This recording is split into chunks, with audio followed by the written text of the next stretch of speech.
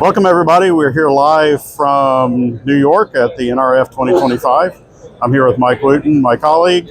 We're going to walk you through a demo here of secure distribution, digital distribution here that we're going to be talking about while we're at the show.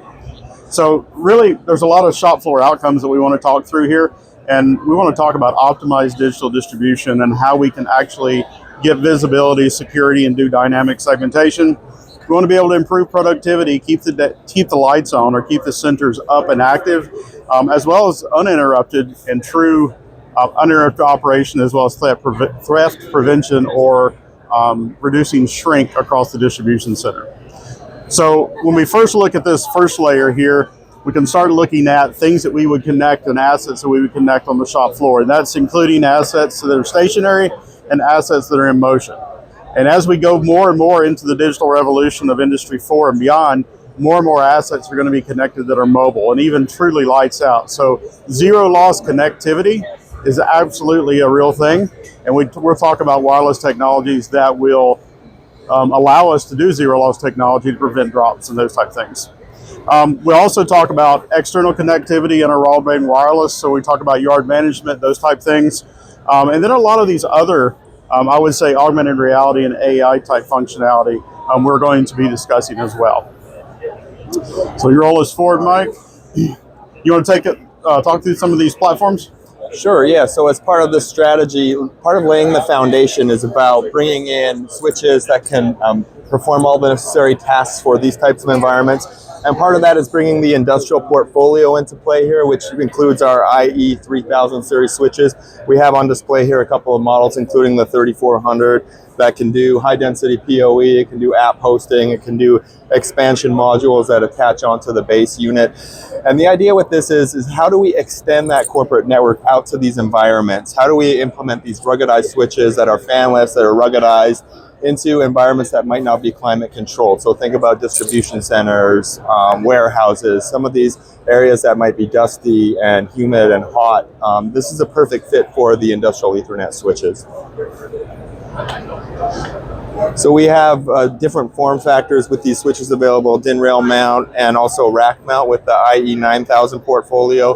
Gigabit Ethernet, 10 gig Ethernet, basically for any type of need that you might require in these environments, we'll typically have the right product for that. We also have the heavy duty, which is an IP67 rated switch. These switches use M12 connectors. They're in environments where there's maybe a lot of moisture. These switches can essentially be hosed down and continue to operate. So popular in the food and beverage industry, in those types of warehouses and distribution environments is where we would see the heavy duty switches. And then we talked about connectivity and motion here a minute ago. We started talking about multi-access wireless, and the notion is the story of better together. And at Cisco, we adopt the strategy of it's not one size fits all. It's not the silver bullet solution of wireless. We have to augment and leverage things like 5G, like traditional Wi-Fi, as well as ultra reliable wireless backhaul for that zero loss connectivity at higher speeds. So we want to make sure that we actually pick the use case before we actually select the wireless product. And then Mike's going to do a demo here real quick about CyberVision in a second, but this is our visibility tool. So this provides you true asset visibility of an industrial device on the shop floor. So where the enterprise tool sets are really good at looking at and identifying enterprise or carpeted space devices, they're not so good about identifying what an IoT device or an OT device may be on the shop floor. And what that really means is that we have to understand the protocols on the shop floor to be able to recognize it. So we're going to take that information and we're going to share it with the rest of the security tools to bolster our security policy across the board. You take a seat? Sure. Also, the other product that we're showcasing today is called Secure Equipment Access. So it's about enabling remote access out in the plant environment or the manufacturing and the warehouse environment, specifically to assets where we might need to connect to PLCs, HMIs. There's a lot of mandates coming down from NIST and ISA and the likes about how do we properly provide remote access into these environments. So you might hear this buzz term ZTNA, or Zero Trust Network Access. It's about how do we provide just-in-time access, how do we isolate the resources that we might need access to. And the Secure Equipment Access product does just that. And the other benefit of SEA is it's able to run directly on the hardware in the app hosting container. So our IE switches that we have down connecting these devices, the SEA agent can run as an app on that device, so eliminating the need for a jump box or an external box. And this is that all-in OT security story, trying to boil this down into 4 steps, if you will. So the first one is really table stakes, and that's treating these environments as totally untrusted. So that means the OT and the enterprise space should have zero trust boundaries between, and that means that we should have a next-gen firewall between, or a DMZ or an IDMZ, if you will. And then Mike talked about these switches, and what we're going to do here, the second part, is we're going to build that modular foundation or architecture to scale. And we're going to start laying these services on top of that switching infrastructure, which is like SEA or the Secure Equipment Access, as well as CyberVision. Important to know, we are one of the only organizations that embed that and have the capability of embedding that inside the network itself and not an overlay. And then once we take this information, we're going to take this CyberVision information and integrate it into the rest of our security tools like ICE via PXGrid. And what we're going to be able to do is to do a zero trust segmentation strategy and break things into zones. So we can do micro segmentation with ICE, or even with CS-DAC integration, we can do macro segmentation with the firewalls themselves. And then obviously the incident response platform, so Cisco XDR, as well as our great acquisition of Splunk, is going to help accelerate and take that into visibility. And this is kind of an extension of what I talked about, the zero trust. It just highlights here how we can actually take and enforce segmentation without necessarily having to have a firewall on the shop floor all the time, but we can enforce that segmentation policy based upon that persona that CyberVision has identified this asset as. And it shows the CS-DAC integration as well. If you want just macro large chunk segmentation, we can do that with the industrial or the recognized or the secure firewall as well. And this highlights here that we're not doing anything radically different. We're taking that threat defense architecture that Cisco's had in play, and we're adding a module to it, being in CyberVision for industrial. But what we're doing is doing a complete integration of all the security tool sets, and we're bringing all that back to a centralized logging and asset protection platform. And it's also important to understand that behind these is Cisco Talos, which is a threat defense organization, which is constantly feeding updates into our security tools across the board. Yeah, and as Kevin mentioned earlier, I mean, there are a lot of products here, but the highlight here is that Cisco can secure your network from the edge, from the manufacturing edge to the distribution edge, through the enterprise, all the way out to the cloud. And there's not many other vendors who can do that across the whole board and ensure that we have that security across the board. Yeah, and this is the complete architecture. So we think of distribution very much like a manufacturing facility. So we're going to adopt this segmentation model here, which is known as the Purdue model, where we can actually segment either physically, logically, or by process, and how we can isolate different layers inside the model. For example, this process layer 0 through 2 is our access layer with devices. We take that up to our control layer, which is the Purdue level 3. And then we have the IDMZ, which we talked about a second ago, into the enterprise core. And then these sundry of services, which are cloud data center driven as well. So Mike, you want to show us a little bit about CyberVision? Sure, yeah. Let me jump over to our CyberVision demo here.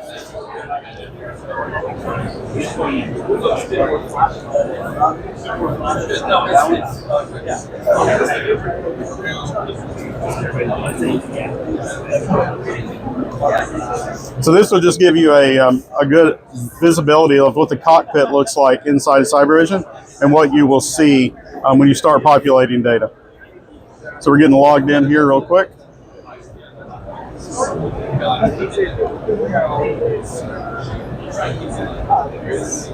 And this is part of our D-Cloud demo suite. So any partners who have access to Cisco D-Cloud can actually launch this demo and run it on their own for your customers. So this is the landing page. When we log into CyberVision, we're actually logging into the CyberVision Center, which is a web UI. The landing page here is going to show various protocols that we see in our industrial network and some of the most critical events that have occurred in the, most recently. We can actually look at different dashboards within the overview pane. So there's also a security overview, which shows some of the most critical devices in our environment. And CyberVision is a tool that's constantly actively monitoring your industrial network. So any new devices, any new vulnerabilities that come into existence in that environment will be displayed here and notified immediately. So just kind of running through the menus here. Here's our Explore menu where we can build out presets for specific views into our industrial network. I'm just going to jump into one of the custom presets here. So a lot of these are default out of the box, but we can build these custom presets, which we have in this demo. This one's for manufacturing, for example. There's a dashboard that we can jump into showing some of the risk score, the amount of devices, the amount of activities, which are flows between devices in the network, and vulnerable devices, among other highlights here. So in the drop down here in the top right, we have different views of different methods of viewing that data. One I like to show is the map view. So let me just try to close out some of these panes here to expand the view. So this is an actual map view of the devices that have been discovered in our industrial network.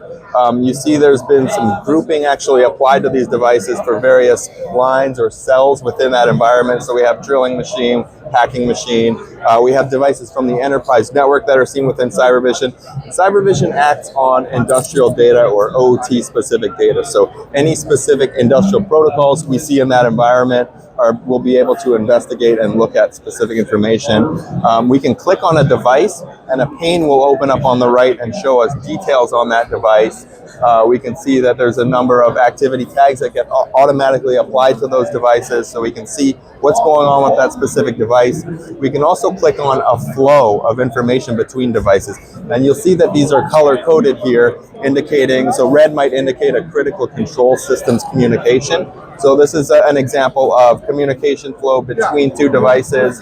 These are Windows boxes, so it might be a device talking to an HMI or something in that distribution environment. Let me, for example, click on an actual industrial device, so a Rockwell. This is a Rockwell automation device. And if we click on the technical sheet, we'll get a more detailed page opening up with those device details, a lot of the properties of that device. So you'll see different things here, like the firmware version, software versions of the device is one of the things that CyberVision picks up. And the big advantage of CyberVision is that it can act completely passively. Similar to SEA, it runs on the application container on the switches. So where that traffic is already flowing, no need to stand up additional boxes and no need to span traffic to those collector boxes.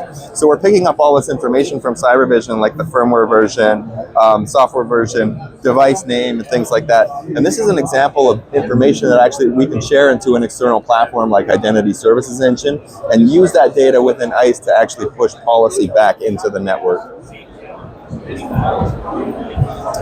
The other interesting tab is the security tab. So this is going to highlight vulnerabilities in that industrial device. So anything with a CVSS score, so there's a CVSS score of 10, so this is considered a critical vulnerability in this device. We're going to include a description of that vulnerability and links to potentially remediating that vulnerability in this device. So we can go through each of our devices and list out, go through all of the vulnerabilities. This is something that CyberVision reports on out of the box as well, which is very nice to have, especially in these environments where we're running a lot of legacy equipment, a lot of legacy operating systems and unpatched systems as well.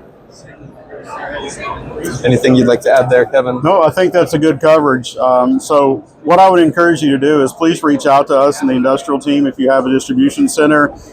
You are a ruggedized environment. We do consider that being a ruggedized environment with industrial needs. So please reach out to us, as well as our other customers that are manufacturing, oil and gas, transportation, public sector.